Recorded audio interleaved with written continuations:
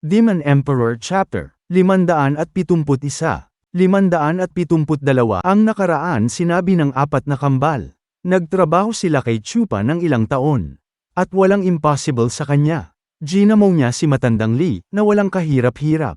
Masaya naman si maitim na kalbo dahil sa balita narinig niya. Kaso hindi niya kilala sino itong stewardess Chupa. Nagpapatuloy.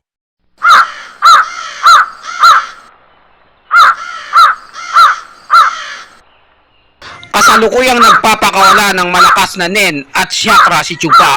Habang natutulog na nakaupo. Ha? Parang may mga bisitang dumating hindi ko inaasahan. Hoy mga kupal, hindi pa lumilipas ang isang araw, tapos nandito na naman kayo. Hindi na kayo natuto. Bakit? Magaling na ba kayo sa natamon yung sugat? At kating-kati na kayo makipaglaban sa akin? Ito lang ang masasabi ko sa inyo sa mga oras na to, bago tayo magsimula magpakbakan. Hindi ako magpapakita ng awa sa inyo. Dudurugin ko kayo ng pinong-pino dahil masyado kayong makulit. Patawarin mo kami sa aming mga nagawang kasalanan dahil sa pagiging ignorante namin sa mga nakalipas na oras. Nagmamakaawa kami sa iyo, Stewardess Chupa. Kalimutan na natin ang lahat at magmubuo na tayo at iligtas natin ang buhay ng mga bata. Oh, nakakabigla naman ng mga kupal na to. Lumuhod sila sa harapan ko. Pero hindi pa rin gagana yan. Hindi niyo ako makukuha sa drama. Ayoko, hindi ubra sa akin ang mga ganyang aktingan. Napanood ko na yan. Sir Chupa, pakinggan mo muna ako. Ang buhay ng mga bata ay nakasalalay dito. At ang kanilang kinabukasan ay nakasalalay sa iyo. Hindi na sila magtatagal sa mundong ito. Bakit? Bakit ayaw mo silang iligtas? Napakawalang puso mo naman. Para kang hindi tao. Matandang ewan, hindi ko sila kaano-ano at hindi ko rin sila kilala. Bakit ko sila ililigtas? Sino ba sila? Kung ganun, Sir Chupa, gawin mo yun para sa akin. Matandang ewan, oo, kaibigan kita. Pero sa maritisan lang. Chismisan patungkol sa hiwaga ng mundo. Pero kahit ano pa man ang napag-usapan natin, isang debate lang yon ng maritisan at hindi isang utang na loob. Kaya pasensya na matandang ewan, tatanggihan ko pa rin ang iyong kahilingan. Lagot na, wala ng pag-asa. Kahit si matandang ewan na best friend niya, hindi niya pinagbigyan. Kung ganon, Sir Chupa, kung ako ang nasa kalagayan nila na malapit ng mamatay, ililigtas mo ba ako? Kung wala ka matandang ewan, wala na akong kamaritisan dito sa sekto makatungkol sa Dao. Siyempre naman, hindi mo na kailangan magtanong pa. Ililigtas kita. Kung ganon magaling, ganito na lang. Ipagpapalit ko na lang ang buhay ko sa isa sa mga bata. Okay na ba yun sa'yo, Chupa? Grabe talaga ito si matandang ewan. Kaya niyang ipagpalit ang sariling buhay para lang sa mga bata. Matandang ewan, ipagpapalit mo talaga ang sarili mong buhay para sa mga bata? Hindi patas yun. Masyadong mahalaga ang buhay mo compare sa mga bata. Bakit naman? Paano mo nasabi yan? Para sa mga malalakas, ang buhay ay parang isang numero lang. Hanggat may oras na natitira sa'yo, may pag-asa ka pang makaahon sa kahirapan. Kaya marami pa silang pag-asa sa buhay. Kung mamamatay ako para sa buhay nila, o di kaya mabubuhay sila pag namatay ako. Walang may paki kung pareho lang ang resulta. Ang mga demonyo ay siya ang pinanggagalingan ng kasamaan. Sila ang kumakatawan sa pagkawasak ng lahat. At yun ang pagkakaalam natin. Pero galing sa abo, may bagong buhay na usbong. Ang mga masasama ay mayroon din silang tinatahak na landas. Ang lahat ng mga namatay ay babalik muli at ito'y muling mabubuhay.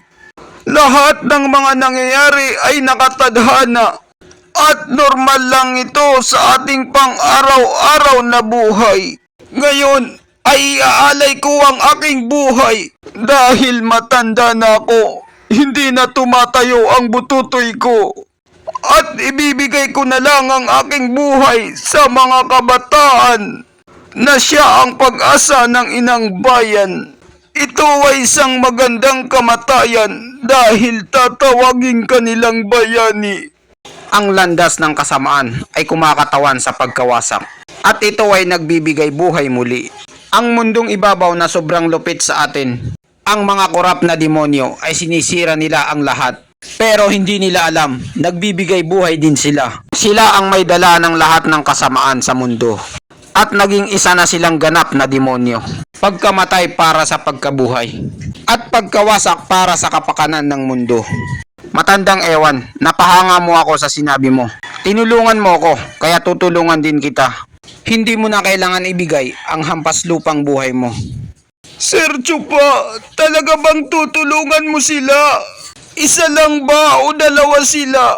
Matandang ewan, ibibigay mo na naman ang buhay mo para sa isa. Kaya papakyawin ko na, ililigtas ko silang dalawa.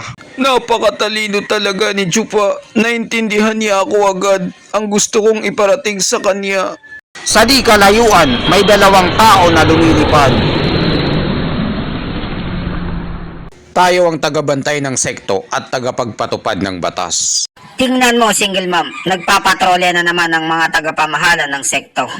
Nagkakabwisit talaga. Tangi ng mga matatanda to. Ngayon lang sila nagpatrol. Ang kailangan na lang natin ay ang dalawang yun na kumagat sa bitag. Para tapos na sila. Ang pag-atake sa isang mag-aral sa loob ay may kaparusahan na kamatayan.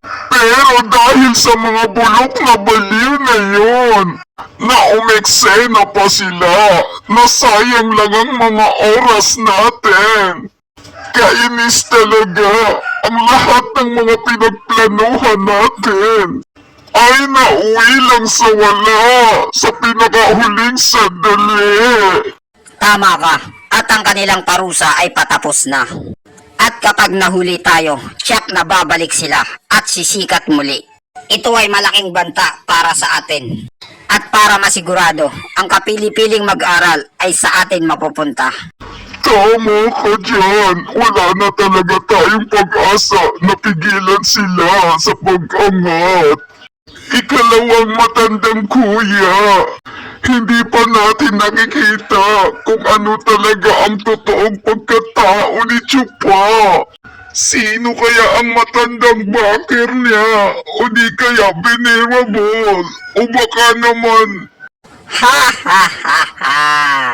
Tama ka, at malalaman din natin yan. Susubukan natin ang tatag niya sa pamamagitan ng pagbibintang sa kanya ng maling akala.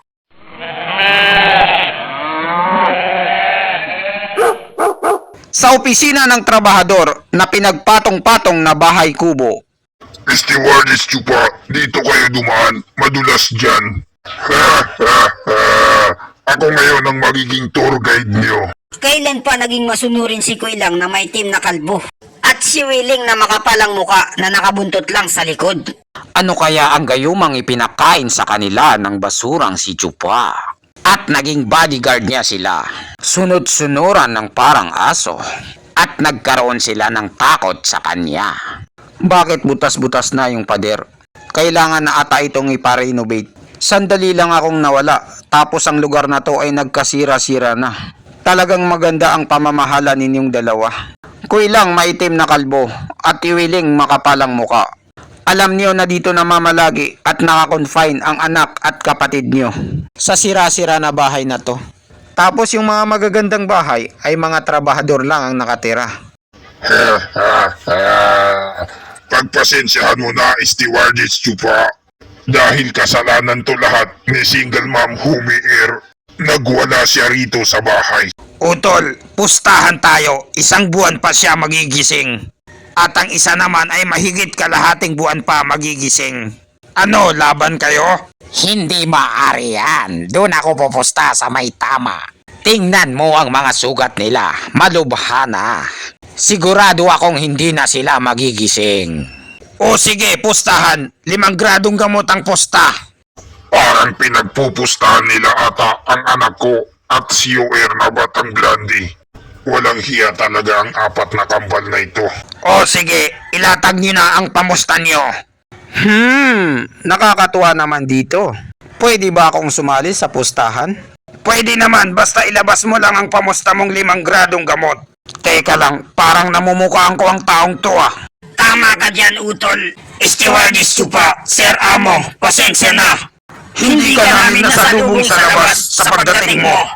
Grabe, hindi ako makapaniwala sa nakikita ko. Ang apat na unanong kambal na walang takot at sinusunod na batas ay napakamagalang nila kay Chupa. Stewardess Chupa, dumating ka ba rito para iligtas sila sa bingit ng kamatayan? Sir, ito lang ang masasabi ko sa'yo. Mahihirapan kang gamutin sila dahil malala na ang kanilang kalagayan. Alam ko na yon, Ogag, na darating sa puntong ganito. Kaya nga nagpunta ako rito eh. Dahil tiwala ako at sigurado na kaya ko silang gamutin. Kaya ko silang iligtas. Una, kailangan ko munang pakiramdaman ang tibok ng kanilang pulso. Anong klase kayang panggagamot ang gagawin ni Chupa kay UR na batang Blandy? Abangan sa susunod na chapter. At dito nagtatapos ang chapter, 571, 572. Maraming salamat po sa panunood nyo. Mag-subscribe para laging updated sa buhay ni Chupa.